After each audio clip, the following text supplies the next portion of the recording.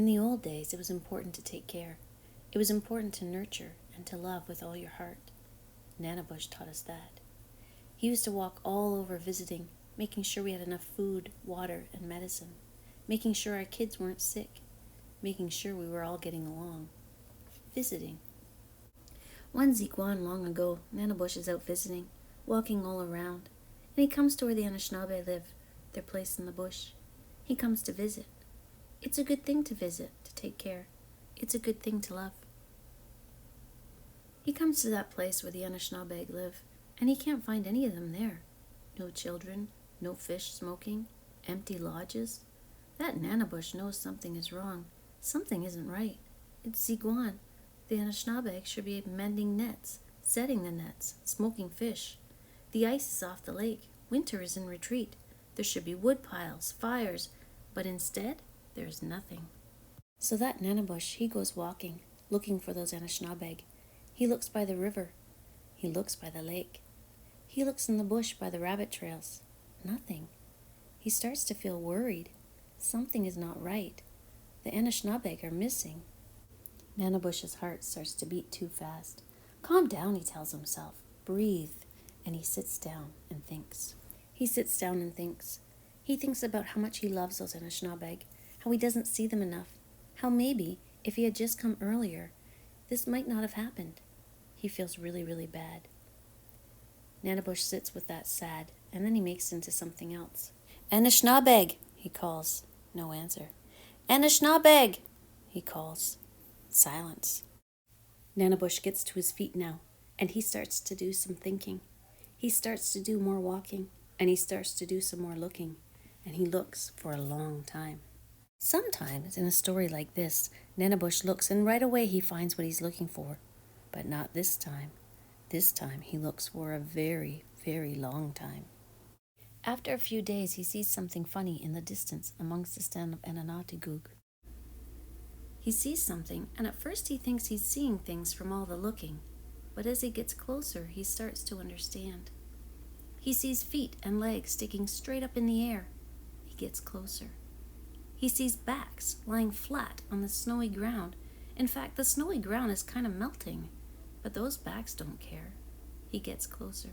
He sees a big mouth wide open, like that big mouth is at a dentist. But that big mouth is not at a dentist. There is Zhiiwaagamizigan dripping right into that mouth. That's right. This story takes place so long ago that our ancestors did not have to make Zhiiwaagamizigan out of sap. Nope. The Nanabush gave that syrup right out of their bodies, right to whoever wanted to drink it. And those Anishinaabe always wanted to drink it. Nanabush looks around the forest. Every tree is the same. Every tree has its own Anishinaabe laying on his or her back, with their feet in their air and their mouth really, really wide open, and that maple syrup dripping in. Bonjour, Anishinaabe, Nanabush yells. Nobody looks up. Nobody answers. Bonjour, Anishinaabe, yells Nanabush. Again, nobody looks up. Nobody answers. This is worse than I thought, thinks Nanabush. He gets an idea. He sings and dances. He stomps and yells, but nobody even notices. Everybody is still flat on their backs with their mouths really, really wide open. Oh, that Zhiiwaagamizigan tastes good. That's sweet brown stuff. But enough of that. This is a big problem, and Nanabush has to think of a big solution. And sometimes, even Nanabush doesn't have any ideas. But he knows who does. Nokomis. That old lady will know what to do. That old lady will know how to solve this problem.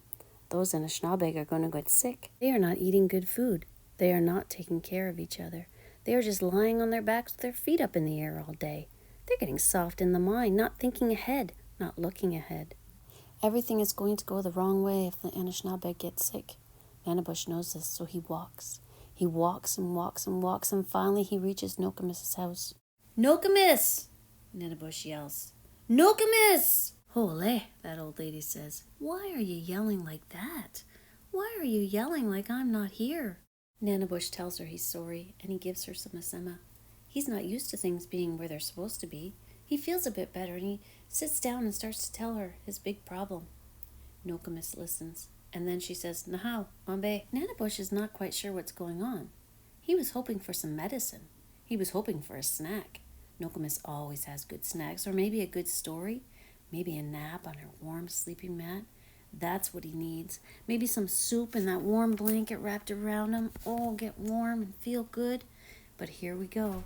Ambe, said that old lady, and off she goes. Nanabush is not happy. His moccasins are wet. His feet are sore. He's been walking for days. But out the door Nokomis goes, and so out the door Nanabush goes. Nokomis is an old lady, but she is fast, and she is strong, and she is all the way down the path by the time Nanabush gets moving. Beka, he yells. Wait! He thinks he hears her laughing under her breath, and she doesn't slow down. Nanabush has to pick up the pace a bit. His feet hurt. Beka! He yells again, but Nokomis doesn't pay any attention. She's all the way down the path and around the corner. Nanabush is not happy. Maybe he even starts feeling sorry for himself a bit. All this work, no one's paying attention to Nanabush. No one's taking care of Nanabush. But Nanabush doesn't have time for feeling sorry. Ambe, yells Nokomis. So Nanabush keeps walking. Nokomis is standing at the bottom of Nanabush. She is already busy. She tells him to go to the south side of the tree and make a hole. Nanabush does. She makes a spigot and attaches her a kick. They hear the heartbeat of the liquid dripping into the bucket. Beat, beat, beat, beat, beat, beat.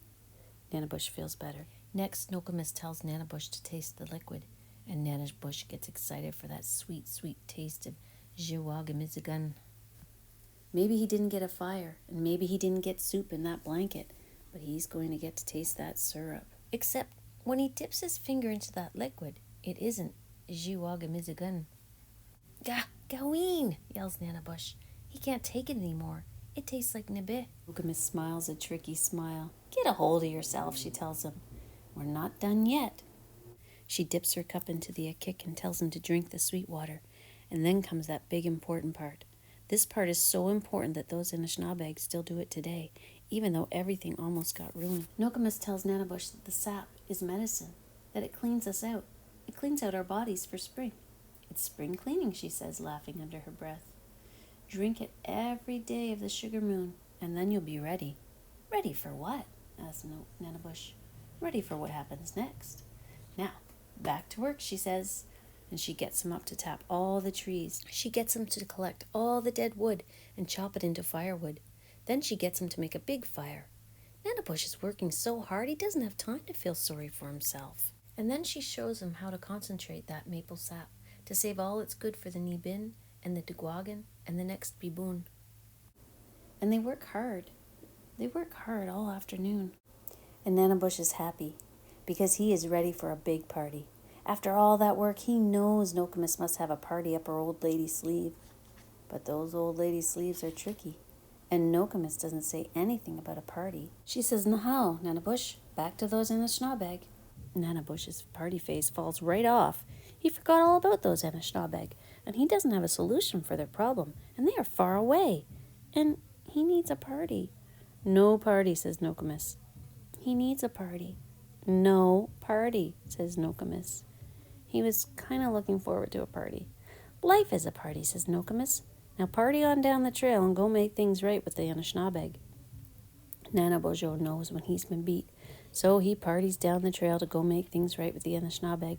And he walks and walks and walks. He thinks maybe those Anishinaabe already got things worked out. After all, how long could you lie on your back with your feet in the air? Long time, if you're drinking maple syrup. Long time. Nanabush knows this because by the time he gets back, the Anishinaabe are still lying on their backs with their feet in their air, mouths wide open, drinking all that maple syrup. Joe Anishinaabe, Nanabush yells. Nobody pays attention. Nanabush figures he's got to get tricky at this point. Otherwise, he's never going to get any soup or a blanket, and his feet are still wet. So he gets tricky, and he needs a bucket to get tricky. He goes out to the river, and he fills up that bucket. And he climbs all the way to the top of Nanabush, and he pours that bucket down the tree. He goes back and forth, back and forth. He does this over and over. By the time that water filtered all the way through the Nanabush, and by the time Nanabush did every tree in that sugar bush, sap dripping into the mouths of the Anishinaabe wasn't Zhiiwaagamizigan anymore. It was more like nibe. Those Anishinaabe noticed, and their mouths went shut, and their feet went down to the ground, and they walked over to Nanabush to see what was going on. Now it was Nanabush's turn to be Nokomis. He told them he needed a big fire. They all got busy. He told them he needed a big stack of firewood. They all got busy. He told them he needed soup, a blanket, and a foot rub. They looked suspicious, but they got busy.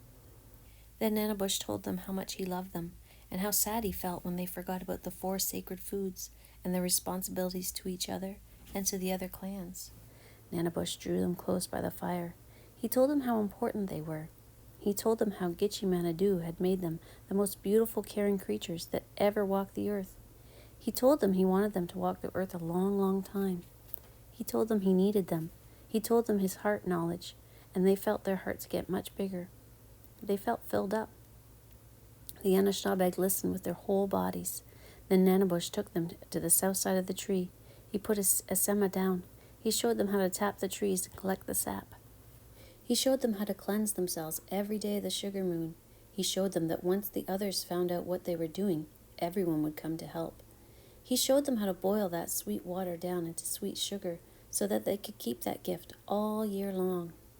The Anishinaabe accepted that gift from Nanabush, and every year, no matter how hard it is, they make sure their lips taste the sweetness of Zhiiwaagamizigan, even if it's just once. They take their kids, they tell the story of Nanabush, and they listen for the heartbeat of their mother as that sap falls into their pails. They cherish the gift given to their ancestors so long ago. They know that Zhiiwaagamizigan wasn't the real gift. They know that the real gift was in the making, and that without love, making just wasn't possible. Miigwech Bizendawiyeg.